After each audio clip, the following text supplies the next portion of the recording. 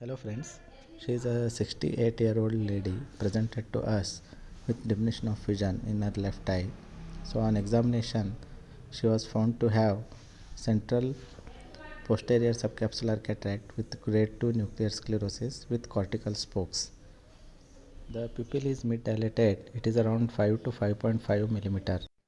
Now the main entry and side entries have been done with 2.8 mm keratome. The side entry, the entry is done only 1/3. Now the anterior lens capsule is stained with tryphan blue dye under the air bubble. The patient has squeezed her eyes while introducing tryphan blue. The patient is little bit anxious and she is instructed not to squeeze her eyes and report us if she feels any amount of pain. Now the anterior chamber is formed with viscoelastic substance.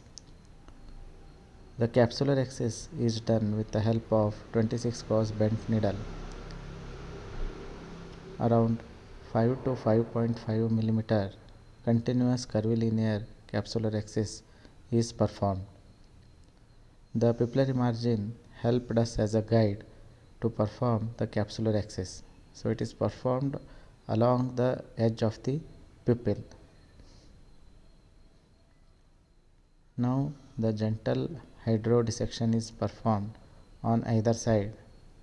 The fluid wave is seen and the nucleus is lifted up a little bit and it is tapped centrally to release the accumulated fluid behind. Now the nucleus rotation is done. The nucleus is freely mobile and free from the capsular bag. The anterior chamber again refilled with viscosubstance.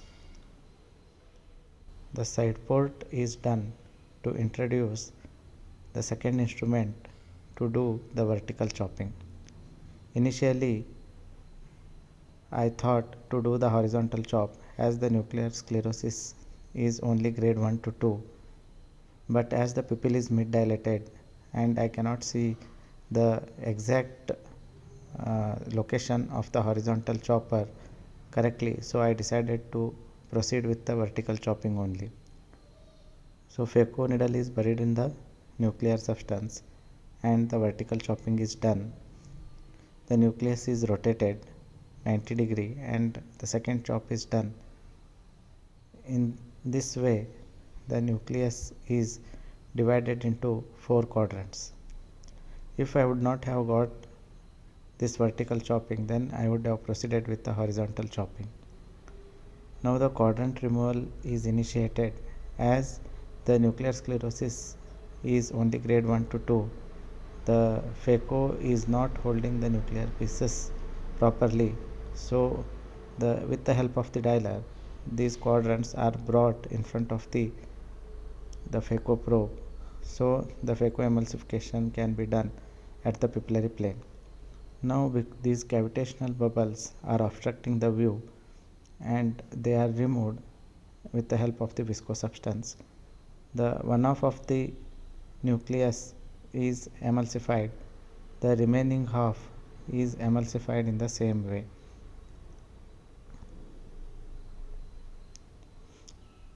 The pieces are brought in the center with the help of the dialer as the nucleus is soft, and in this way the quadrant removal is done. Now the epinuclear plate is left over and it is removed by lifting it up with the help of the dialer and rotating it 360 degrees. It is a little bit reluctant to come.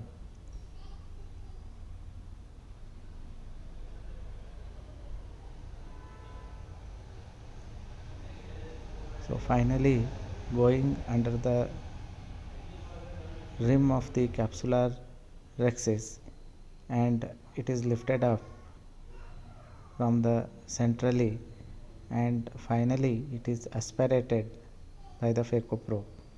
Now it has become free, it has come above the bag and it is aspirated. Now the only cortical wash part is remained. The entire chamber is refilled with a viscoelastic. The cortical aspiration is done with the help of Simcoe cannula. The main entry and side entry are utilized to do the cortical wash.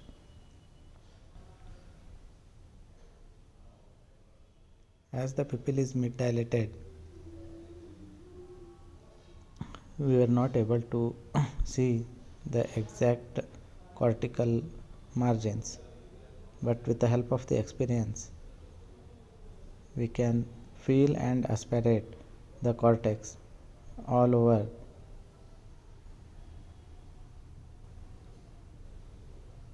So the last bit of cortex is aspirated,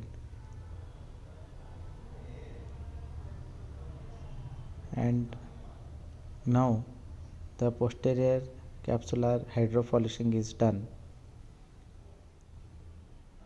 with a flush of balanced salt solution.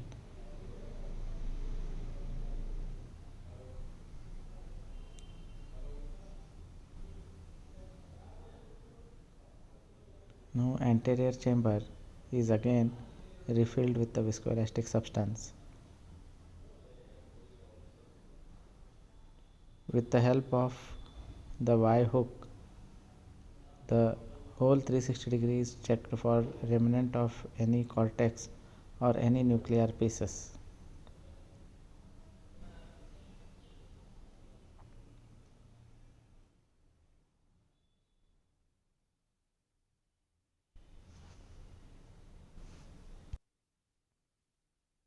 And now hydrophobic preloaded IOL is implanted in the bag. The leading haptic goes in the bag and trailing haptic is dialed in the bag. For this case, I had kept iris hooks as standby if there is a progressive pupillary meiosis and if there is any need of usage of pupillary dilating devices. And also, we have added adrenaline in the balanced salt solution, which will keep the pupillary mydriasis while the procedure is going on. So there is a little bit pupillary meiosis, and I didn't feel use of any iris hooks as pupillary dilating devices, and I think adrenaline in the balanced salt solution helped us to maintain the pupil to a sufficient size so that we can carry out the maneuvers and finish off the case. Now all the viscoelastic substance from the anterior chamber, behind the bag, from the angle is removed with the help of the Simcoe. Kindly subscribe the channel and like the video and help me to grow the channel. The main entry and side entries are sealed off with wound hydration and checked for any leakage by tapping on the cornea to see whether there is any shallowing of the anterior chamber or softening of the eye. The wound is watertight. After confirming it and after confirming that the patient can see the light, the case is closed. Thank you very much for your kind attention.